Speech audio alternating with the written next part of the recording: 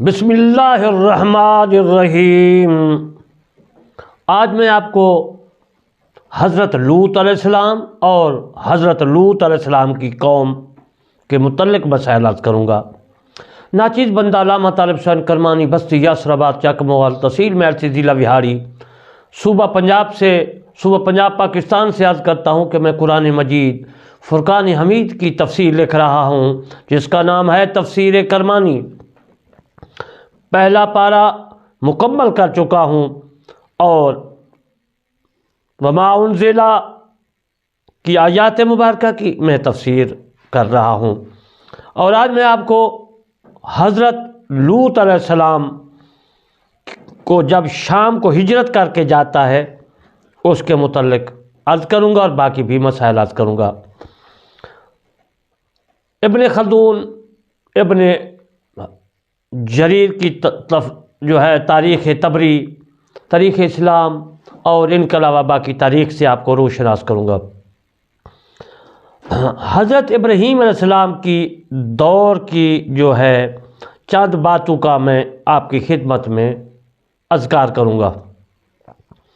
حضرت لوط علیہ السلام اور حضرت ابراہیم علیہ السلام کے دور میں تھے، یعنی حضرت لوط علیہ السلام حضرت ابراہیم علیہ السلام کے زمانہ میں تھے، اس وقت میں تھے، اس دور میں تھے۔ یہ حضرت ابراہیم علیہ السلام کے حضرت لوط علیہ السلام بھتیجے تھے، یعنی حضرت ابراہیم علیہ السلام کے حضرت لوط علیہ السلام بھتیجے تھے۔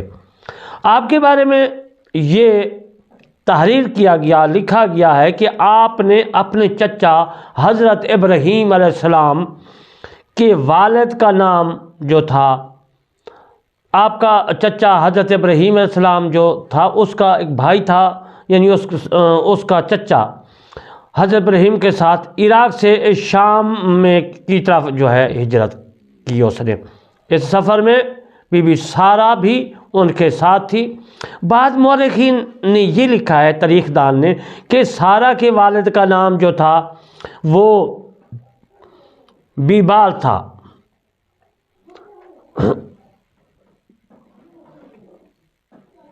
حضرت والدہ کے جو باپ تھا، والد تھا، اس کا نام تاریخ میں ہے ہیبال تھا، اور ان کے ساتھ آزر جو حضرت ابراہیم علیہ السلام کی مخالفت کرتا تھا وہ بھی ساتھ تھا۔ یہ ہیران کے مقام پر کفر کی حالت میں فوت ہو گیا۔ آزر جو تھا وہ حضرت ابراہیم علیہ السلام کا چچا تھا۔ قرآن نے آزر کو باپ لکھا ہے، چچا کو بھی باپ کہتے ہیں عربی میں۔ پھر یہ قافلہ مصر پہنچا اور وہاں فرعون کو پایا۔ فرعون کا یہ نہ سمجھنا کہ فرعون جو تھا موسیٰ علیہ السلام کے وقت کا، مصر کا جو بھی بادشاہ ہوتا اس کو فرعون کہتے تھے۔ پاکستان کا وزیر اعظم کوئی بھی بننے، کسی کے نام کا ہو، وہ وزیر اعظم کہیں گے، وزیر اعظم ہے، یہ صدر ہے، نام کوئی، وہ بھی اسی طرح مصر کا تھا۔ اور اسی طرح ترکی کا جو بادشاہ بنے اس کو خاقان کہتے ہیں۔ تو میرے دوستو، جب موجودہ وقت کا مصر کا جو بادشاہ بنتا اس کو فرعون کہتے تھے۔ یہ حضرت نمرود علیہ السلام کے وقت کی فرعون کی بات کر رہا ہوں، جس کا نام سنان بن علوان بن عبید بن اویج بن املاک بن لاڈز بن سام بن نوح تھا۔ یہ اس وقت کا فرعون جو تھا اس کا نام میں نے عرض کر دیا، سنان بن علوان۔ وہ حضرت نوح علیہ السلام تک اس کا نسب نما پہنچتا ہے۔ یہ بھی مورخین کہتے ہیں کہ یہ فرعون مصر دہاق کا بھائی تھا اور دہاق نے ہی اسے مصر کا گورنر مقرر کیا تھا۔ یہ بھی تاریخ میں موجود ہے۔ قوم لوط علیہ السلام اور اس کی جو بدکاریاں تھیں اس وقت بہت ہی غلط تھی، تو اس کے متعلق بھی میں آپ کو بتاتا چلوں۔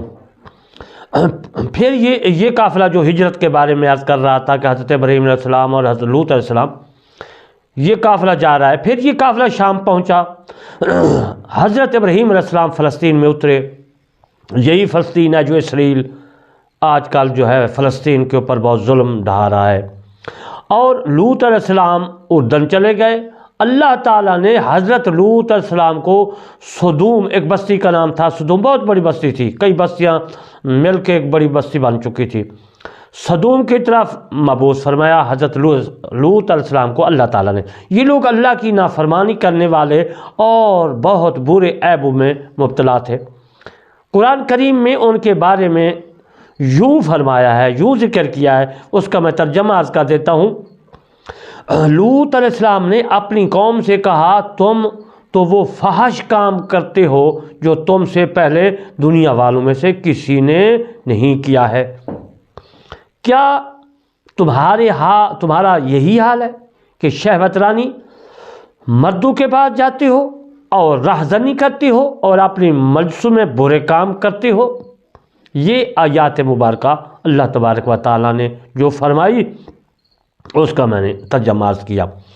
حضرت ابن زید رضی اللہ تعالیٰ عنہ سے روایت ہے، وہ فرماتے ہیں کہ جب کوئی مسافر وہاں سے گزرتا تو یہ لوگ اسے لوٹتے اور پھر اس کے ساتھ بدفعلی بھی کرتے۔ اپنی مجلسوں میں وہ کون سے ناپسندیدہ افعال کرتے تھے اس کے بارے میں بھی میں آپ کو عرض کرتا چلوں۔ اس میں علماء کا اختلاف ہے۔ بعض کا کہنا یہ ہے کہ جو شخص اس کی مجلس کے پاس سے گزرتا اسے کنکریاں مارتے، بعض نے کہا وہ اپنی مجلسوں میں ہی گوز یعنی پاد، جس کو کہتے پاد، مارتے۔ بعض کا کہنا یہ ہے کہ مجلسوں کے اندر جو ہے ہی کھلے عام ایک دوسرے سے بدفعلی کرتے۔ پہلا قول حضرت اکرمہ رضی اللہ تعالیٰ عنہ کا ہے، وہ فرماتے ہیں، وہ روایت جو میں نے عرض کی یہ 2 واسطوں سے ہے، اور اسی طرح چند اور صحابہ بھی مروی بھی ہے، ان کی روایتیں ہیں، جبکہ دوسرا قول حضرت عائشہ صدیقہ رضی اللہ تعالیٰ عنہا سے مروی ہے، اور تیسرا قول حضرت مجاہد رحمۃ اللہ علیہ سے متعددہ واسطوں سے، اور ان کے علاوہ حضرت قتادہ رضی اللہ تعالیٰ عنہ اور ابن زید رضی اللہ تعالیٰ عنہ، عمر بن دینار رضی اللہ تعالیٰ عنہ سے مروی ہے۔ یہ میں آپ کی خدمت میں حوالہ جات بتاتا چلوں، یہ کوئی نہ کہے کہ یہ اپنی طرف سے باتیں کر رہا ہے۔ اب میں اپنی رائے بتاتا ہوں۔ میری رائے یہ ہے، میرے نزدیک رہاج بات یہ ہے کہ ان کا ناپسندیدہ عمل یہ تھا کہ مجلس کے پاس سے گزرنے والے افراد کو کنکریاں مارتے اور ان پر آوازیں کستے، اور یہ بات ایک حدیث میں بھی موجود ہے۔ چنانچہ ام ہانی رضی اللہ تعالیٰ عنہا رسول کریم صلی اللہ علیہ وآلہ وسلم سے ارشاد نقل کرتی ہے، کہتی ہے کہ آپ نے فرمایا، یعنی رسول اللہ صلی اللہ علیہ وآلہ وسلم نے فرمایا کہ قوم لوط کے لوگ راہ گیروں پر کنکریاں پھینکتے، میرا مصطفیٰ صلی اللہ علیہ وسلم کا فرمان ہے، اور آوازیں کستے، اور یہی وہ ناپسندیدہ افعال ہیں جو وہ کرتے تھے۔ میرے مصطفیٰ صلی اللہ علیہ وسلم کا میں نے فرمان سنا دیا اور حق ہے۔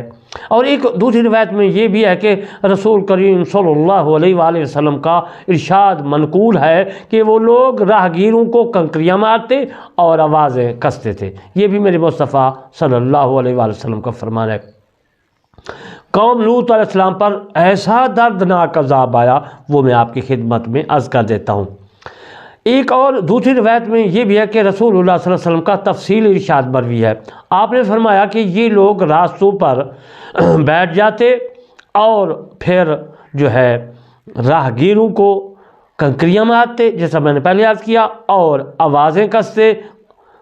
لوط علیہ السلام انہیں اللہ تعالیٰ کی جو ہے عبادت کی طرف بلاتے اور انہیں برے کاموں سے منع کرتے، اور ان حرکات پر دردناک عذاب سے خبردار کرتے، مگر حضرت لوط علیہ السلام کا خبردار کرنا ان پر کوئی اثر نہ چھوڑ سکا، بلکہ ان کی سرکشی اور گمراہی میں مزید اضافہ ہوا، اور وہ کہنے لگے کہ اے لوط، اگر تو سچا ہے تو ہم پر اللہ کا عذاب لا کر دکھا۔ یہ سورۃ عنکبوت آیات نمبر 29 کی آیات کا ترجمہ میں نے آپ کی خدمت میں عرض کیا۔ ان کے اس رد عمل سے تنگ آ کر حضرت لوط علیہ السلام نے اللہ تعالیٰ سے دعا کی کہ قوم کی سرکشی اور نافرمانی کے مقابلے میں میری مدد فرما۔ اللہ تعالیٰ سے دعا مانگ رہا ہے، یا اللہ تو میری مدد فرما۔